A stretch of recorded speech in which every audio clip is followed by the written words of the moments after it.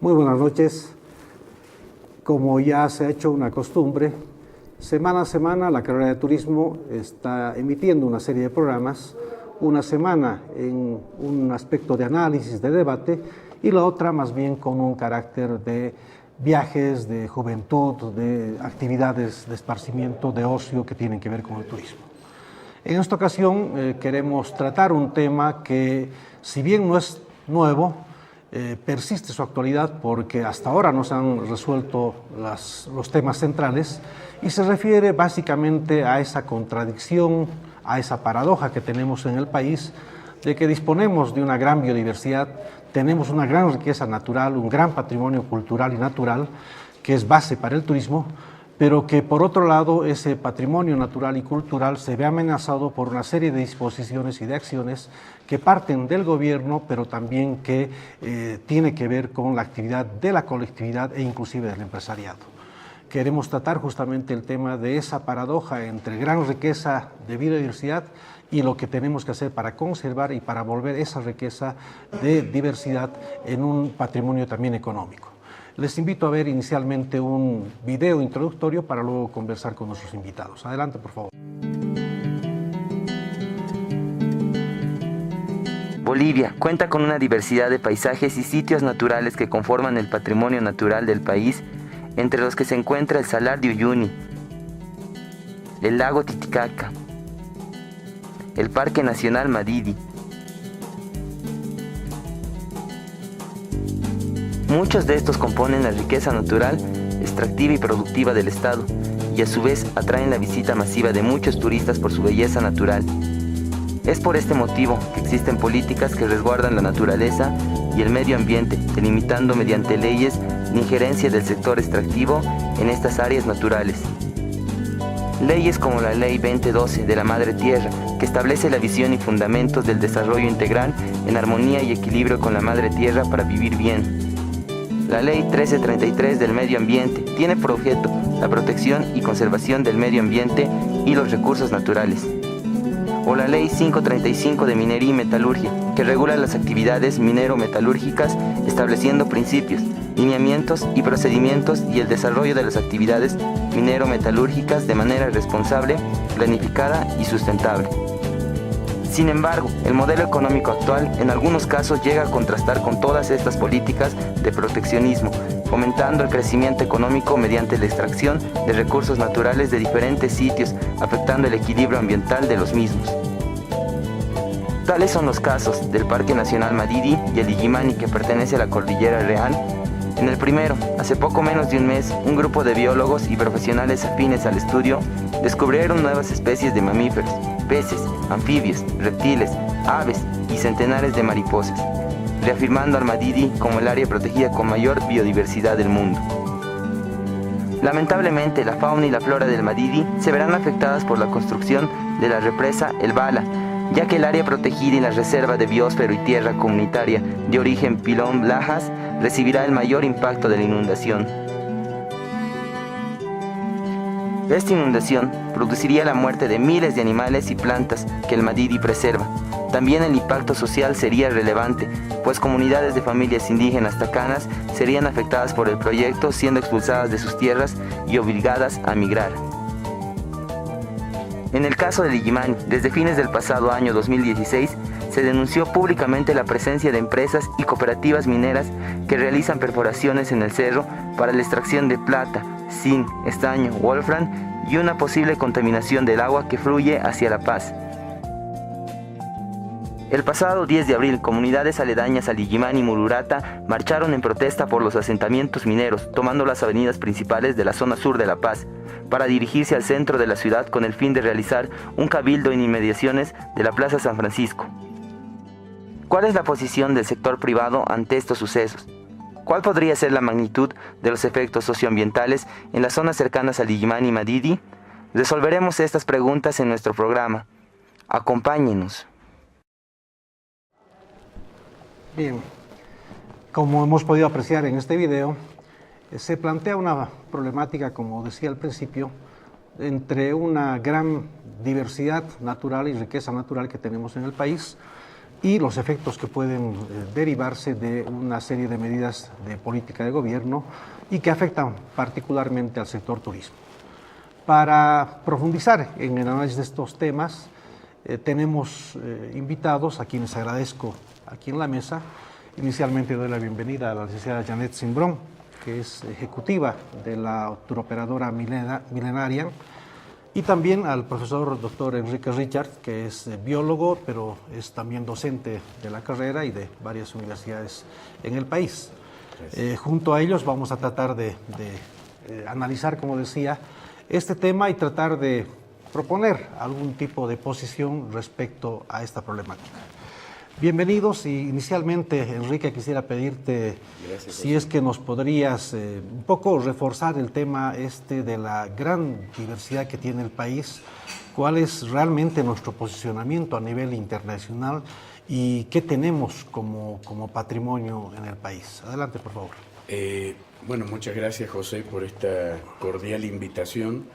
Y efectivamente, Bolivia está entre los 10 países con mayor biodiversidad del planeta, pero además la tenemos concentrada en un área relativamente reducida. Por darte un ejemplo, solo en aves, por ejemplo, Argentina tiene casi 1000 especies de aves, Chile tiene casi 500 especies de aves. Bolivia, por ejemplo, es un territorio que es mucho menor que Argentina y Chile, los dos juntos, y tiene 1500 especies de aves. Es decir, tenemos más biodiversidad de aves que estos dos países juntos, lo cual, por ejemplo, nos pondría en una posición de privilegio, por ejemplo, para el turismo ornitológico. Y sin embargo, el turismo ornitológico es una de las áreas turísticas menos desarrolladas en el país, siendo que los países vecinos sí la tienen extraordinariamente desarrollada, tienen clubes de ornitólogos, etcétera, etcétera. Tenemos especies emblemáticas, inclusive aquí en La Paz, lago Titicaca, la queñola, Rolandia micróptera, el zambullidor del lago Titicaca, que es una especie emblemática que está en el libro rojo, que muy poca gente la conoce y que solo eso ya justificaría, por ejemplo, una visita de turismo ornitológico al lago. Y sin embargo no podemos explotar eso porque no podemos mostrar lo que no conocemos. Obviamente tenemos una gran riqueza también de orquídeas.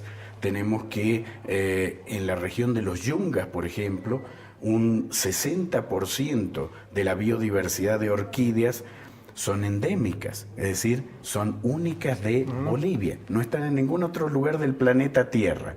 Y ahí tenemos otro potencial que no estamos aprovechando, el turismo orquideológico, que incluso sería una alternativa válida para el cultivo de hoja de coca, por ejemplo, que en estos momentos está destruyendo la biodiversidad de los yungas, reemplazando esa biodiversidad por un monocultivo con muy poca justificación, por otro lado, y que desde el punto de vista turístico podría dar mejores dividendos que la propia hoja de coca. No que la cocaína, pero sí que la hoja de coca. Por supuesto. En todo caso, precisamente la idea de este programa es tratar de poner, digamos, en conocimiento del público en general, pero particularmente del sector turístico, llámese académicos, operadores, autoridades, de esta gran riqueza y esas potencialidades para aprovechar. Pero qué mejor que tener aquí justamente una profesional en el tema de turismo que además está trabajando en esta operación turística para que veamos si realmente este potencial, como bien decías, Enrique, se puede aprovechar o cuál es la visión también externa del mercado. ¿Cómo es que los turistas o los operadores de turismo, también que son los que pueden decidir sobre cierto tipo de flujos, nos ven a nivel del país? Todavía estamos abarcando el tema natural. y hemos hablado solamente de la parte amazónica y de flora y de fauna. Todavía no estamos viendo el tema de cordillera, etcétera, y menos el tema cultural, pero quisiera más o menos ver la percepción que tienes, Janet, y a ver si podemos más o menos tener una visión mucho más completa del asunto. Claro que sí, gracias, José.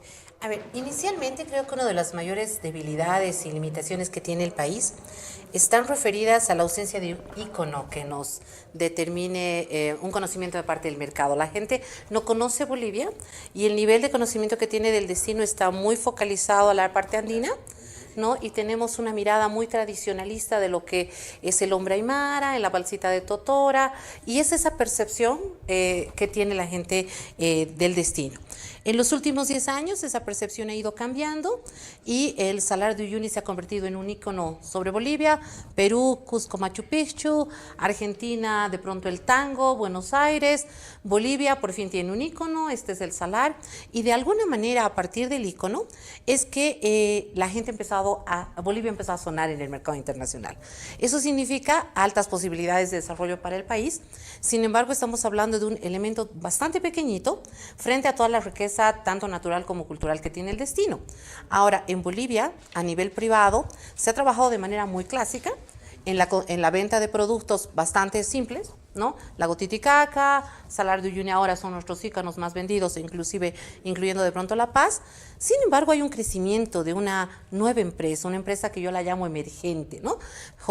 Profesionales jóvenes que están trabajando, creando viajes de interés especial. Y ahí recalco lo que decía Enrique, hay muchísimas posibilidades para el turismo de interés especial, ¿no? Viajes de turismo ornitológico. Inglaterra, por ejemplo, es uno de los destinos que es uno de los mercados que puede convertirse en uno de nuestros focos más interesantes. Tienen más de 500 clubes de viaje para turismo de aves, y Bolivia tiene especies endémicas, como hacía mención Enrique.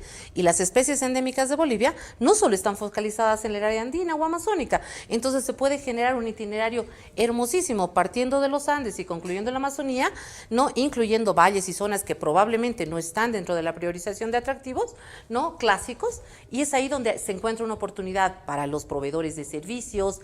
Sin embargo, aún tenemos atractivo.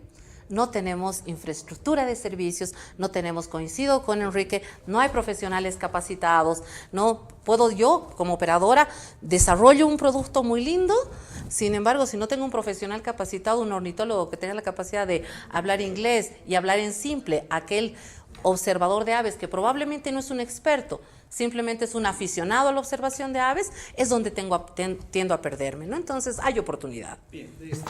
Claro, o sea, vamos a ir desarrollando estos temas, pero queda claro que tenemos un gran potencial, ¿no? Es un gran potencial. Recuerdo justamente que la intencionalidad cuando se hizo el lanzamiento del Salar de Uyuni era, y en una frase se decía, ¿no?, que se convierta en la ventana o en la puerta de ingreso al país, pero que muestre precisamente todo lo que tenemos. Tenemos que tener algo con que llamar la atención y creo que lo hemos encontrado porque es algo único que tenemos en el país. Las cifras han demostrado que ese lanzamiento que se hizo hace más de una década realmente ha sido un acierto desde el punto de vista de política pública, pero que por supuesto nada más muestra el principio de lo que deberíamos hacer. En esa época se apostó también precisamente al tema de que Bolivia no es un destino de turismo masivo, no es un destino en el que deberíamos apostar por grandes corrientes o masivas corrientes de turismo internacional, pero sí de un destino de turismo especializado. Y ahí están estas particularidades que tenemos. Para completar la parte andina, la parte el Salar de Uyuni, la Cordillera Real y la parte cultural, ¿cómo estamos en eso, Enrique? Estamos con un gran potencial también, porque como bien indicaste tú, José, si bien el Salar de Uyuni es la puerta, hay que pasar la puerta también, hay que entrar. Y toda la zona andina tiene una riqueza enorme de chulpares, por ejemplo, que no los estamos aprovechando. Hay chulpares quechuas, aymaras, puquina, en toda la zona circunlacustre, en todo lo que es el recorrido desde La Paz hasta Oruro, por ejemplo. Está la región del Chulpar, está la región de Pujrata, por ejemplo, y que no los estamos aprovechando también por una sencilla razón, como decía Janet, o sea, ¿quién los va a mostrar? ¿Quién va a hacer la puesta en valor de eso? Porque lo que nos está faltando también es una cuestión fundamental en todo esto, y es la investigación.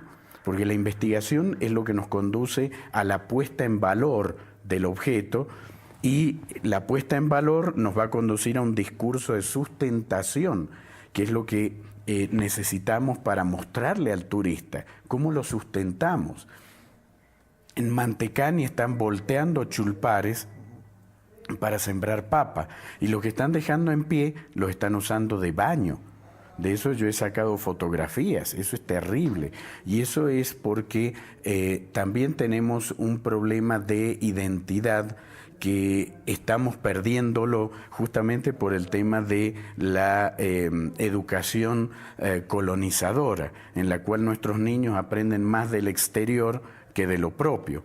Y esto, por ejemplo, fue puesto de manifiesto en la película Postales de Copacabana, en la cual justamente hay un alemán ornitólogo que se enamora de una niña en Copacabana, y cuando la niña le pregunta ¿por qué viniste de Alemania?, él le dice: yo vine a ver el zambullidor del Titicaca. Rolandia micróptera, lo dice con nombre científico y todo. Y la niña le dice: bueno, mira, acá está lleno de eso. Y el alemán le dice: esos son chocas. O sea, la niña que había nacido en Copacabana, vivido en Copacabana, no conocía la biodiversidad de Copacabana. Entonces, ahí yo creo que tenemos el problema fundamental. Pero la riqueza que tenemos, tanto en biodiversidad como en la parte cultural, es algo extraordinario, que también lo estamos perdiendo por falta de valorizar lo propio. El año pasado, el 13 de abril, sin ir más lejos, falleció don Paulino Esteban, que es una persona que ha puesto el nombre de Bolivia en el mundo como el astillero naval aymara por excelencia. Y sus obras están expuestas en museos de Noruega, por ejemplo, en el Museo Thor Heyerdahl, y sin embargo nadie le hizo el homenaje que realmente merecía Paulino Esteban. Lo que quiero es también puntualizar eso, ¿no? Es decir, ya estamos tratando de introducirnos en qué deberíamos hacer para aprovechar este potencial, y vemos que yo les pediría ver a nivel macro, hay políticas de desarrollo en las que podemos encontrar, al menos para decirlo suavemente, unas contradicciones o paradojas, ¿no es cierto?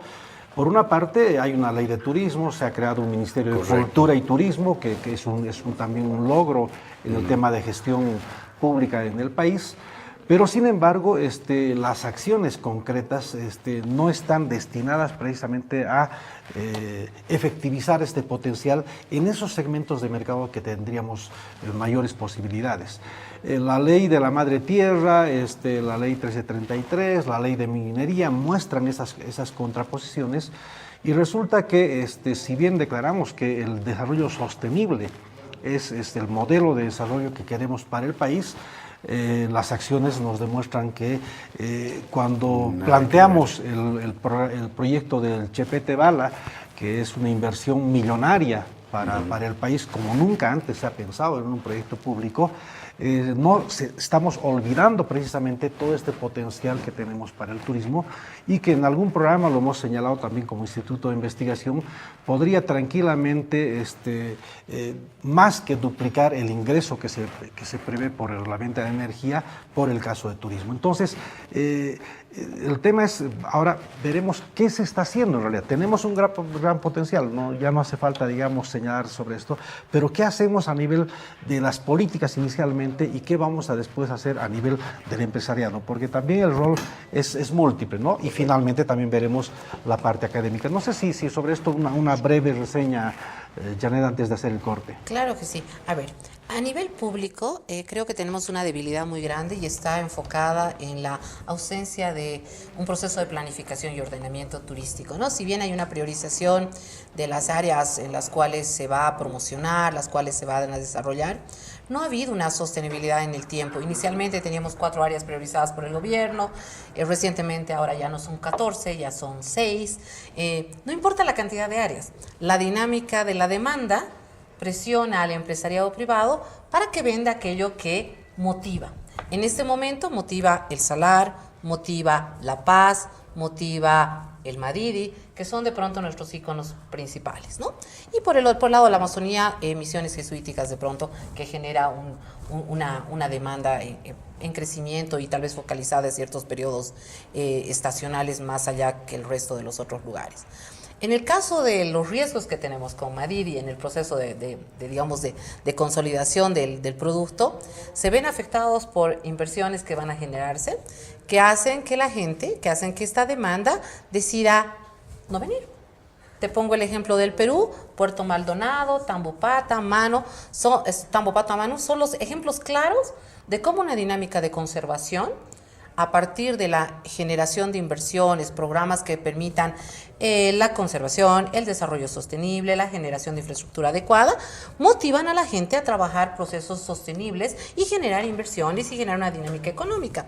En el caso del Salar, tenemos una reserva fiscal, la cual tiene una operación de más de 5.000 vehículos diarios, en los cuales no hacemos nada. Tenemos la reserva Eduardo Baroa, donde tenemos una operación intensiva de la región por los propios operadores, mea culpa, y lo asumo como empresa privada, y no hacemos nada para medir capacidad de carga.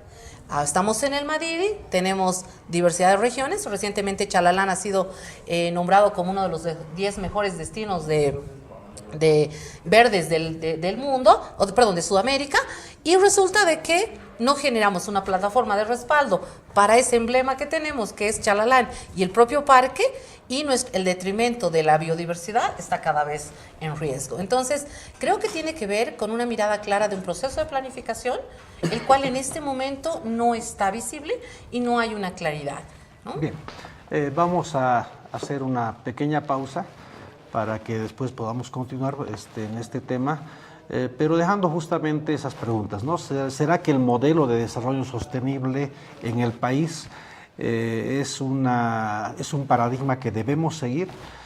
¿Será también cierto que en realidad no hay o hay ausencia de planificación a nivel de gestión pública? ¿Y será que el sector privado también asume esa mea culpa que decía Janet? Veremos en la segunda parte, por favor.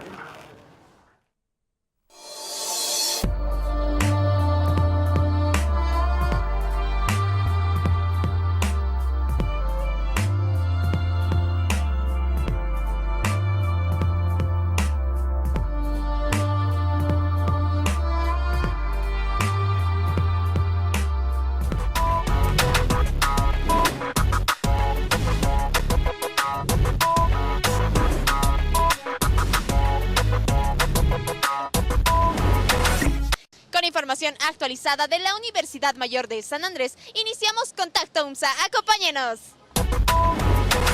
La Universidad Mayor de San Andrés implementó la Defensoría de los Derechos Universitarios. El rector de la Universidad Mayor de San Andrés, Dr. Waldo Albarracín, posesionó a la primera defensora de los derechos universitarios, licenciada Griselda Sillerico, en el Salón de Honor de la UMSA. En aras del surgimiento de una verdadera cultura de los derechos humanos en la universidad, para orgullo del pueblo boliviano.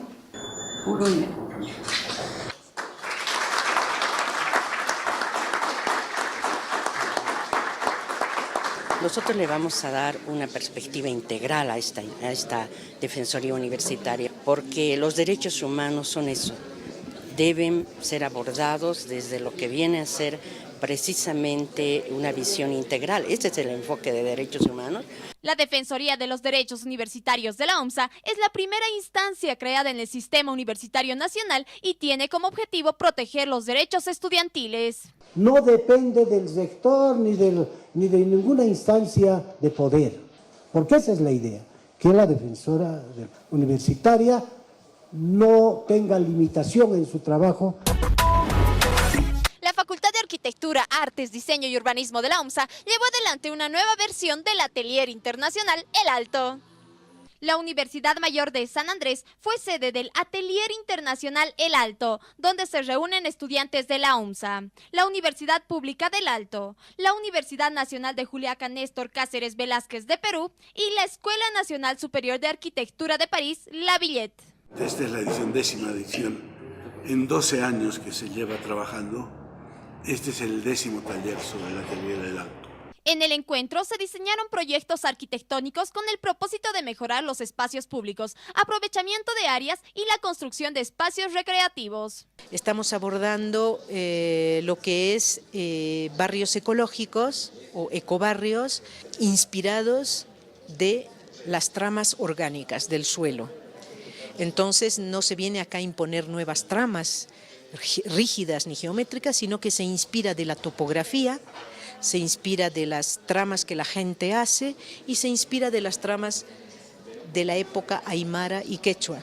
Estamos realizando unos trabajos aquí para diseñar lo que son viviendas económicas, incluso parques más urbanos, digamos, para la ciudad del Alto. Estamos trabajando con el eje Copacabana, que va hacia Perú, y en el eje para Tiahuanaco, que son ejes muy importantes. Tenemos el eje quechua y el eje aymara.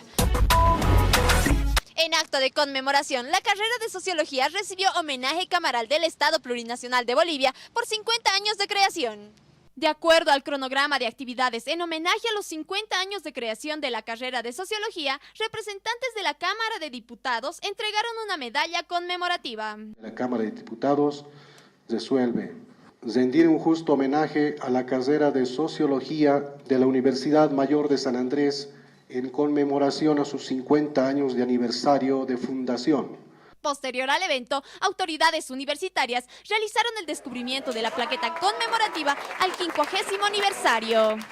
Para nosotros es una alegría, ¿no?, este acontecimiento, porque es un reconocimiento a una vida política e institucional desarrollada en estos 50 años. La carrera de Sociología a lo largo de estos 50 años ha constituido en un referente tanto académico como político. Los 50 años, prácticamente medio siglo de vida, es un cúmulo no solo de experiencia, sino de aporte significativo a la educación superior en Bolivia y simultáneamente un acompañamiento permanente a las luchas del pueblo boliviano.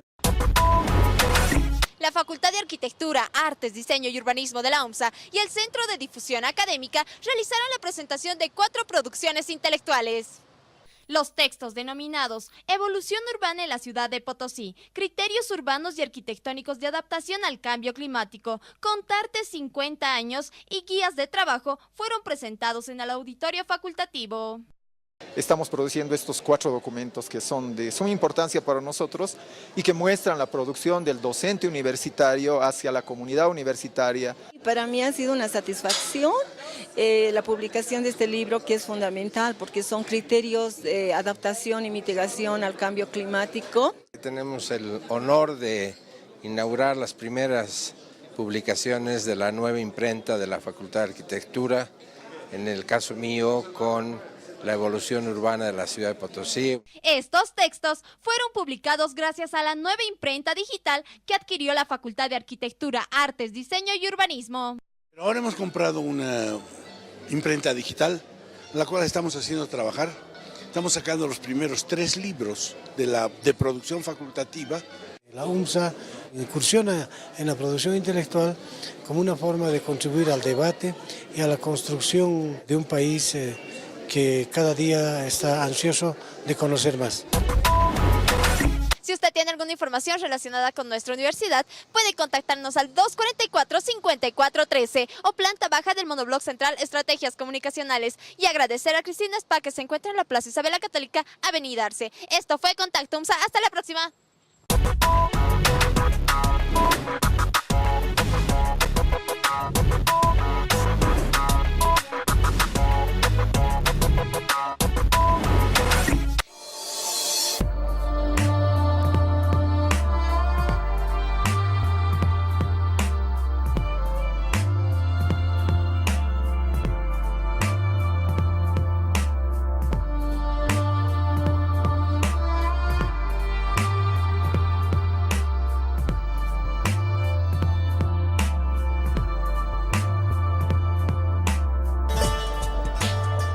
gracias por continuar en la audiencia de este programa.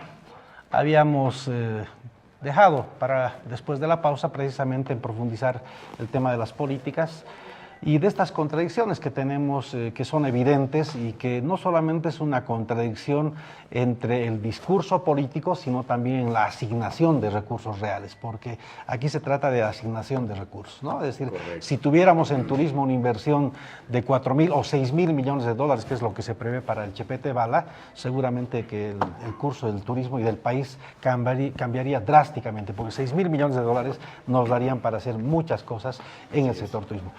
Enrique, te doy toda la razón del mundo. Yo creo que Bolivia tiene el potencial como para vivir del turismo, como lo ha hecho Costa Rica, por ejemplo.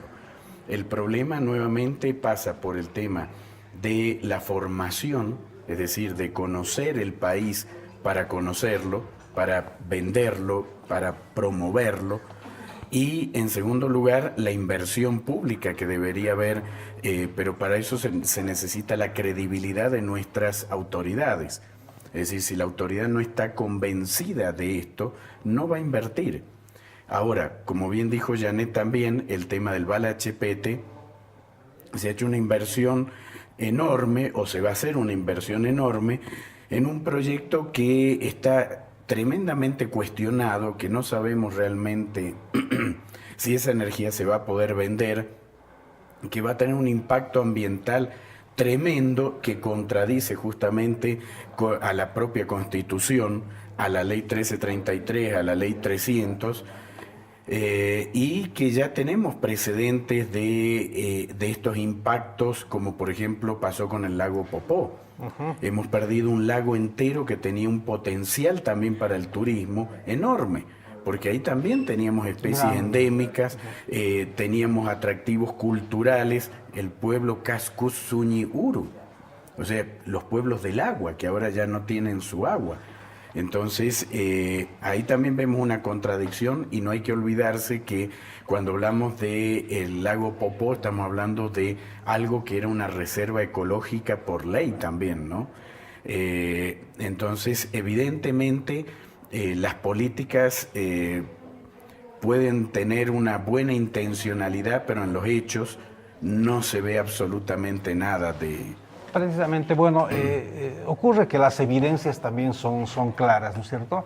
Correcto. Y yo insisto, el país ha señalado que estamos en un modelo de desarrollo sustentable, para decir uno de los términos que utiliza el gobierno, porque prefiere decir sustentable a decir sostenible. Estamos en ese modelo, pero sin embargo, en lo que corresponde a esa... competencia de recursos económicos, siempre van a estar con mayor prioridad la generación de energéticos, minería, hidrocarburos, en este caso correcto, energía eléctrica, porque son los sectores llamados estratégicos que van a permitir que haya ingreso de divisas, frente a los sectores que, como el turismo, es un distribuidor de la riqueza. Entonces, el rol de turismo no es el que dice la ley, que es sector prioritario. Pero por otro lado, la política ya y los planes que existen, porque yo creo que sí hay un plan de desarrollo, hay un plan de desarrollo de turismo comunitario en el país, pero otra vez, no pasa de ser un discurso, una forma de querer incorporar a las comunidades locales, pero que en las acciones concretas no se tiene evidencia. De hecho, el promover, por ejemplo, Dakar, es una actitud absolutamente contraria a esta dinámica de patrimonio que tenemos. Entonces, creo que aquí hay que hacer justamente ese enlace entre lo que es la política nacional, que la estamos evidenciando en los problemas que tiene, pero también ver en las acciones del empresariado privado. Es decir, el empresariado privado debería tener conocimiento, estar bien informado, ser profesional en el sentido de manejar esta potencialidad para que podamos tener el mayor provecho posible. Y la academia, por supuesto, nosotros estamos en el ámbito de formar profesionales, tenemos que formar profesionales que estén conscientes de esto y que puedan ver justamente cuál es esa potencialidad futura. Entonces, desde el punto de vista del sector privado se habla mucho de la responsabilidad social empresarial, que eso también es un concepto integral, no solamente desde el punto de vista de devolver a la comunidad, sino también integral. ¿Cuál es la posición respecto a esto, Janet? A ver, en mi percepción yo creo que hay dos líneas. La primera, que tiene que ver con lo que tú decías, existe una propuesta, definitivamente existe un plan de desarrollo, sin embargo, bajar a la realidad los procesos de propuesta, un proceso de planificación, a una propuesta mucho más dinámica, que vaya en mérito de las regiones y la vean en vivo, es donde nos hemos perdido probablemente, ¿no? El segundo elemento es que el sector privado de turismo es altamente tímido, es poco agresivo, ¿no? La razón de, pensemos en real, vamos a las ferias internacionales no más de 10, 12 empresas, hay un crecimiento y ese es un mérito del gobierno, eso es algo que hay que aplaudir. En los últimos 7 años han habido un crecimiento de más del 50% de empresarios privados de turismo que participan en ferias internacionales. Aún somos un destino bien pequeñito para este tipo de eventos, sin embargo ya somos más interesantes. Pero por el otro lado está la posición del sector frente al entorno como tal, frente al recurso como tal. Nos volvemos muy cómodos porque no somos un sector que investigue, no somos un sector privado que sea altamente, como les decía, altamente agresivo para poder generar inversión. Se han hecho grandes inversiones en los últimos 10 años. Los hoteles de sal son un claro ejemplo de dichas inversiones. Las inversiones de emprendimientos de base comunitaria, que nos guste o no, son privadas, ¿no? Porque la comunidad ha generado su propia apuesta por su desarrollo. Entonces, hay hotelería. En La Paz, el crecimiento de hoteles 5 estrellas en los últimos 3 años es totalmente violento, lo propio con Santa Cruz. Eso significa que hay una motivación. Sin embargo, si bajamos a una responsabilidad social empresarial frente a las inversiones privadas y su relación con el entorno, con la sostenibilidad, con la creación y con el apoyo más bien a las políticas medioambientales en el país, creo que ahí estamos bastante débiles y coincido con Enrique, tiene que ver con niveles de desconocimiento, ¿no? Hay un gran desconocimiento del patrimonio, sabemos lo que tenemos, pero probablemente no comprendemos el valor de eso que tenemos. Y al no comprender el valor de eso que tenemos, de alguna manera lo minimizamos. Entonces, para el mercado emisor de turismo, la riqueza que poseemos es muchísimo más grande que para la que nosotros mismos como empresarios privados, academia, gobierno, realmente la podemos lograr obtener. Creo que nuestra mirada debería ser una mirada más de proyección y es ahí donde se debería trabajar. Yo creo que la academia y el sector privado deberían generar un enlace, ¿no? Mucho más dinámico. Parecería que estamos en el mismo sector, pero bastante separados y divorciados, porque no nos unimos en lo que realmente es una cuestión, además de esencia y de vida o muerte. Es decir, para la academia este es un tema absolutamente central. Si queremos formar profesionales, lo tienen que hacer con un mercado que tenga realmente una perspectiva adecuada y formar profesionales que realmente estén adecuados a lo que también el mercado de los empresarios están buscando, ¿no es cierto? Precisamente en esto, Enrique, en tu experiencia de formador, etcétera, has tenido alumnos que son más en la academia, pero ¿habrás tenido alumnos empresarios? ¿Se habrán acercado o los empresarios querrán capacitarse en este tipo de cosas? ¿O los empresarios buscarán capacitar a sus propios empleados para que tengamos un mejor conocimiento? Es algo que no se lo ve. O sea, en ese sentido yo coincido totalmente con lo que dijo Janet. Es como que de repente se pone de moda el salar o el lago y todos van salar o lago y no hay otra cosa. Es terrible ver, por ejemplo, que los traficantes de especies silvestres como peces o mariposas, por ejemplo, las mariposas morfo que se las llevan de Bolivia, por ejemplo, para exportación, los traficantes conocen más de biodiversidad que los operadores de turismo. Y eso es terrible. O sea, pero es que eso es un negocio. Claro, y ahí tenemos un problema grave que yo lo trato mucho en mis clases con mis estudiantes, de aprender a conocer lo propio como primer paso para amar lo propio. Y amar lo propio es el primer paso para poder mostrarlo con la pasión necesaria que se necesita para atraer al mercado turístico. Y uno de los errores más grandes que yo critico mucho es cuando un estudiante dice, ¿y a quién le puede importar las ranas, por ejemplo? Y yo les muestro un emprendimiento de un colega mío, el doctor César Barrios Amorós, en Costa Rica, que él dejó su trabajo y ahora se dedica a turismo batracológico, turismo de ranas, nada más que de rana.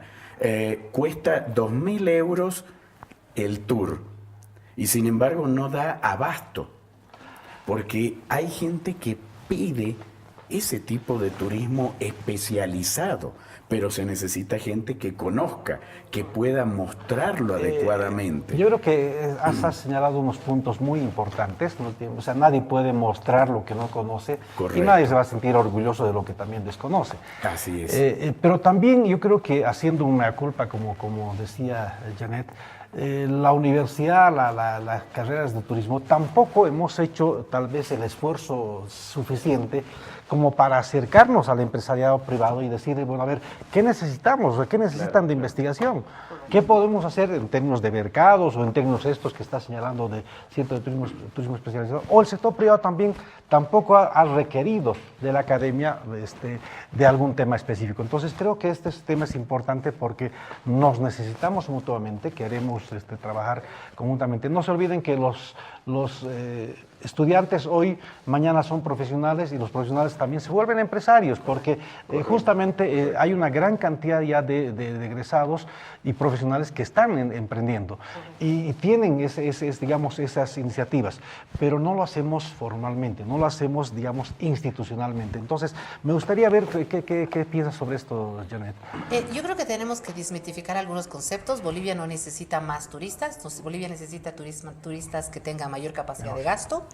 Esos turistas existen, ha hecho mención Enrique de que los turistas que hacen observación de aves, observación de flora, el turismo por ejemplo, tenemos en el TIPNIS, este proyecto que ha sido un poco contradictorio en algún momento, es una empresa privada, se llama Untamed Angling, ellos venden un programa de aproximadamente 7 días, aproximadamente el costo es $5.000, $6.000, por lo tanto existe una demanda para tipo de productos de turismo interés especial. Yo creo que lo que necesitamos es desmitificar nuestro concepto de más clientes, tratar de priorizar y el tratar de identificar productos que vayan en relación a un segmento de mercado de pronto de gasto medio, gasto alto, que es el adecuado para el destino. Tenemos una diversidad de productos, por lo tanto la posibilidad de creación de miles de tipos de emprendimientos son amplias, pero creo que el tema de educación, capacitación y el tema de lograr que existe en Bolivia emprendedurismo más lanzado, creo que es la clave del éxito. El emprendedor en la actualidad en turismo no es demasiado agresivo y yo creo que se debe a total desconocimiento, como hacía mención Enrique. Y creo que estamos en un momento clave donde se puede unir a la empresa privada y a la academia para lograr generar esta sinergia, ¿no? Bueno, ojalá que este programa sirva por lo menos para acercar justamente a los actores del turismo a que tomemos conciencia de esta realidad y que podamos, ojalá, como digo, iniciar acciones concretas. Esta es una de las finalidades al margen de tratar temas que interesan a toda la comunidad. Solamente 2 palabras para despedirte, Enrique, y también Janet, para que podamos... Mira, yo quiero poner de manifiesto también, José, por ejemplo, en lo académico, la revista que saca justamente el Ixtur, por ejemplo, hablando con mis estudiantes, no la leen. Y es una excelente revista. Yo creo que es el único emprendimiento de investigación en turismo que hay en estos momentos con una larga trayectoria en Bolivia y que sin embargo está siendo desperdiciado. Yo creo que es necesario este acercamiento, como bien has indicado tú. Creo que los materiales están dados, creo que la voluntad académica está. Tal vez haga falta algo que permita que el sector empresarial y el académico logren un matrimonio, porque debería ser un matrimonio, y sobre todo a todos los interesados en el área turística, decirles simplemente que el turismo empieza por casa. Conocer Bolivia para amar Bolivia y amar Bolivia para mostrar Bolivia. Muy bien, gracias. ¿Y tú, Janet? Bueno, en realidad para mí es como que creo que tenemos que seguir trabajando en procesos más conscientes frente al patrimonio y a la biodiversidad. las políticas públicas en el momento y las inversiones que se quieren hacer son de alto riesgo. Tenemos ejemplos claros en el país. El trekking curva Pelechuco ya casi no existe por la cantidad de minas que hay en los alrededores. No permitamos que eso pase en el Illimani. Es el emblema de la paz, aun cuando pocos paseños lo conozcan en verdad, ¿no? Porque esa es otra debilidad, ¿no? Entonces creo que lo que tenemos que hacer inicialmente es conocer lo que tenemos, valorar cómo tenemos y generar un proceso de educación también en la empresa privada para que nosotros como sector podamos ver las potencialidades reales que tiene el país, ¿no? Muchas gracias. Sí, para finalizar, en este tono de reflexión que estamos mencionando, yo diría Bolivia tiene a nivel nacional ciertas regiones que tienen su vocación económica, ¿no? Está claro que el área de Chuquisaca, Tarija están basando su economía en la explotación de hidrocarburos. Santa Cruz ha apostado por la agroindustria y el tema del comercio claramente.